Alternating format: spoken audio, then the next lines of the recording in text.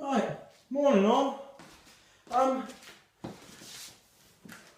getting my stuff together. I'm heading out over the Christmas break.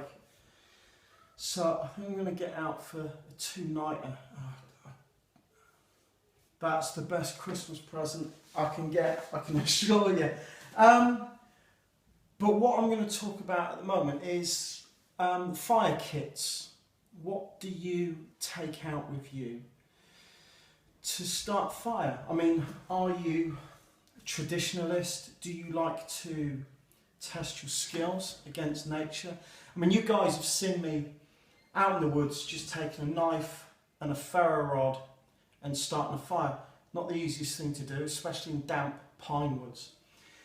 So there's a bit of a challenge there. Or are you more modern day? I'll just take a Zippo and a fire lighter and that'll get me my fire going. No messing, no fuss, no issues.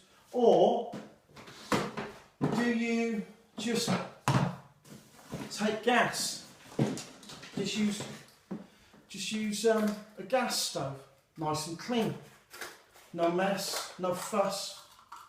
That's it, job's a good one.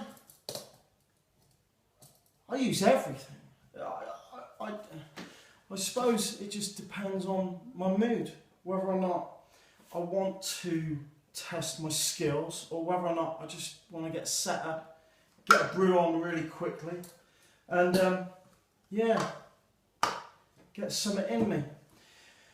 But what I wanted to do was just show you a couple of different, I suppose, there are 1,001 ways of getting a fire going. And there's a traditional bushcrafty way, there's a not so traditional way, and everything in between. So I'm gonna put these out, and I'm just curious to know what you guys do and what you guys think, whether or not fire lighting is not even a no-brainer. You just take a lighter with you, that's it, job done. Or whether or not you like the idea of going out almost unprepared and battling your way against nature. I can see both ways. But if I bring you in a bit, have a look. This is what I got out of the Fox box. This was lovely. The smell of leather, it's just natural and it just smells absolutely fantastic, delicious. This was in the Fox box, and this is their Fox Workshop tinder bag. Nice little bit of deer antler there.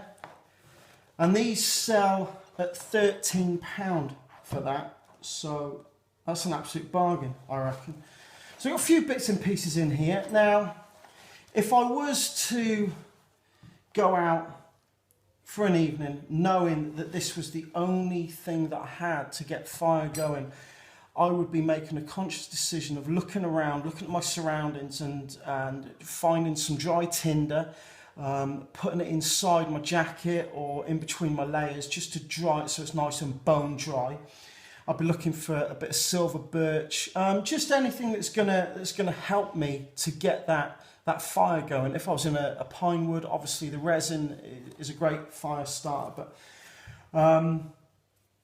steel and flint, I wonder if we'll pick that up if I try and, you can see I can get some sparks off that and catch that either bit of char cloth or I got a bit of chargar there.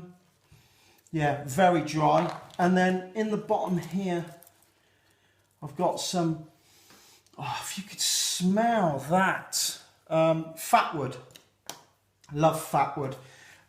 Good friend of mine, John, from over in the States, over in Florida, he has some massive stumps in his back garden, and he harvested a load of this for me and sent it over, for which I am incredibly grateful for. So yeah, that is a traditional style tinder bag. Obviously, if you want to make your I'm trying to think what it's called now. My mind's gone blank. Just had a brain freeze. I've said it already. It's char cloth. I don't know where it went. It was in there somewhere. Yeah, if you want to make some char cloth and chuck that in there as well, that's more of a traditional, I would say, a bushcrafty type of starting fire. That's going to test your skills. And maybe that's what you're into. Or we can go an alternative, which is more of a modern concept. This is from the guys, the Polymath product guys. I love using their stuff. I've got a bit of fat wood in there as well. You can never have enough fat wood. But if we look, we've got a refill kit here. I'll come to that in a second. If we look at their fire starting kit, start off with, on the end, you've got a striker for your matches. I'm going to open her up and then you'll see exactly what we get inside. You've got a steel striker there. Okay, let's pop her open. It is incredibly tight. You have a tube within a tube. Another striker there. Now tightly packed inside here. We've got some jute twine. This is jute twine impregnated with wax, and all you're going to do is simply fluff that up, and that there is going to take a spark straight away. To help you and to aid ignition, you get these little vials, and they contain like a flammable material, almost gunpowder-like. If I just open her up, try not to open it up, but you can see I don't want to spill it everywhere. If I just, there you go. It's almost like shavings off of a ferro rod, and yeah, it goes up mentally. I'm not going to set fire to anything in my kitchen, but I'll tell you what I'll do when we go out and we get out in the woods. I will do both. I will use both. Okay, so if I undo that split ring there, more fingers and thumbs this morning, guys. Push that through there.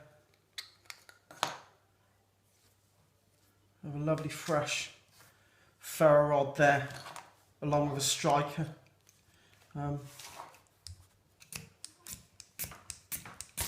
you go. I just had to take the coating off first, and it chucks mental sparks. So that is Polymath products. I would say it's more of an EDC kit, isn't it? And then you can, from them, you can buy the refills as well. The refills of the jute twine and those vials of gunpowder. So what's in yours, guys? What do you use? Traditional, non-traditional? Let us know. All right, God bless.